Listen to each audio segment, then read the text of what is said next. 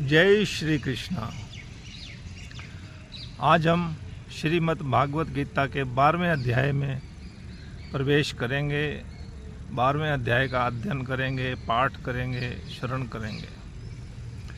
इसमें अर्जुन भगवान से पूछ रहे हैं कि आपको निराकार रूप में भजना है या साकार रूप में भजना है, कौन सा श्रेष्ठ है। 10वें 11वें अध्याय में भगवान ने अर्जुन को अपना रूप दिखाया है। अब उसकी आंखें खुल गई हैं। अब वो पूछ रहे हैं फिर दोबारा से कि मुझे स्पष्ट करें कि मैं किस रूप में आपको भजूं। जय श्री कृष्ण। जय श्री कृष्णा। 12वें अध्याय में भगवान कह रहे हैं, मुझे मन को लगा और मुझ में ही बुद्धि को लगा, उसके उपरांत तो मुझको ही पाएगा, मुझ में ही निवास करेगा। इससे कुछ भी संशय नहीं है। अर्थात भगवान कह रहे हैं, मेरे में ही अपनी मन बुद्धि को लगाओ। यदि मुझ में चंचल मन स्थापित करने में समर्थ नहीं है तो अभ्यास योग के द्वारा मुझको प्राप्त होने के लिए इच्छा कर। अब भगवान कह रहे हैं, मुझे में मन लगा, अगर मन भी नहीं लगा रहा तो मेरे लिए इच्छा कर, अभ्यास कर, योगा कर। यदि तो उपयुक्त अभ्यास से भी समर्थ नहीं है, अगर अभ्यास में भी असमर्थ है तो केवल मेरे लिए कर्म करने को ही परायण हो जा। इस प्रकार मेरे निमित्त कर्मों का करता हुआ भी मेरी प्राप्ति से सिद्धि को प्राप्त करता है। भगवान बता रहे हैं, मुझे वो भक्त प्रिय है जो सभी जीवों में निर्भीक रहता है, उसको अभय दान मिला हुआ है।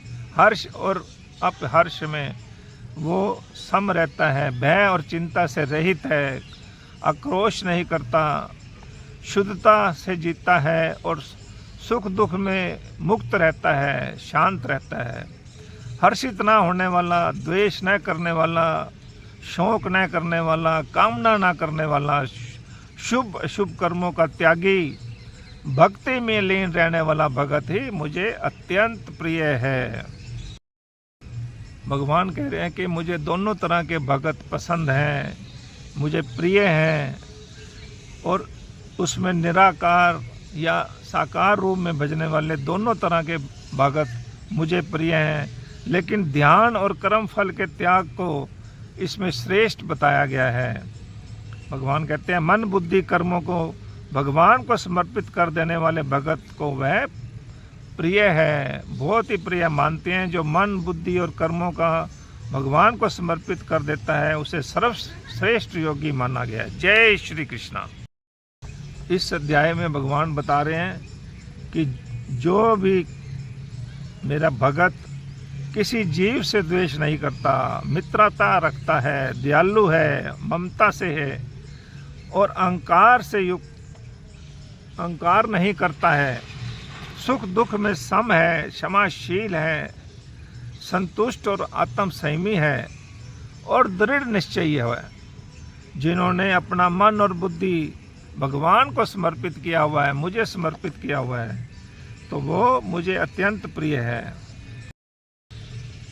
जय श्री कृष्णा। इस अध्याय में निष्काम कर्म करके भक्ति करना सर्वश्रेष्ठ माना गया है। मन को रोकना है, अभ्यास करना है, और फिर भी अगर अभ्यास नहीं कर सकता तो पुण्य के काम करने हैं और उससे भी मेरी प्राप्ति होती है। भगवान कह रहे हैं, गुरु की शरण में जाकर, गुरु से आशीर्वाद लेकर, गुरु से सीखकर, इच्छा करके योग करने से भी भगवान की प्राप्ति होती है।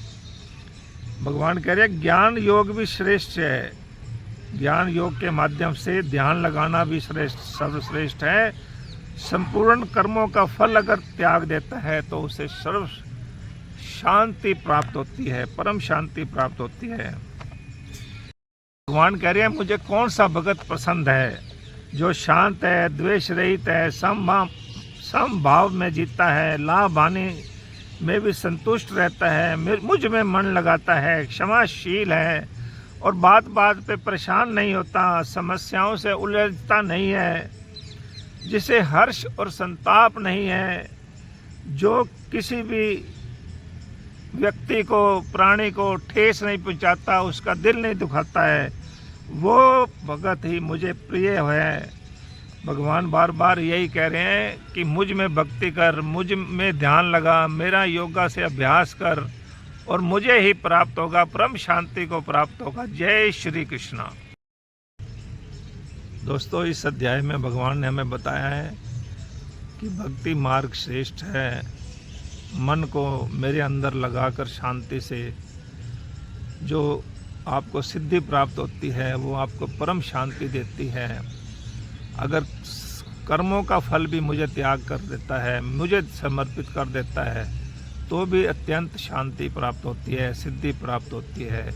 जय श्री कृष्ण।